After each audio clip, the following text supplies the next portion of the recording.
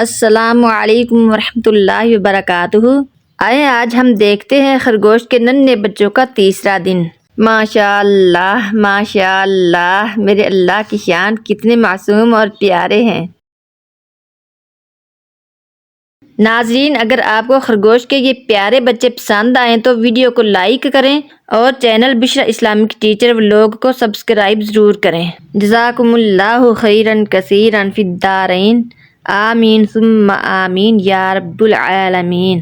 تو ناظرین، next video میں آپ کو انشاءاللہ تعالی ان خرگوش کے ننھے منھے پیارے پیارے بچوں کا چوتھا دن دکھاؤں گی انشاءاللہ تعالی۔ ناظرین، اگر آپ کو یہ ننھے منھے بچے پیارے لگ رہے ہیں تو نیکسٹ ویڈیو ضرور دیکھنا۔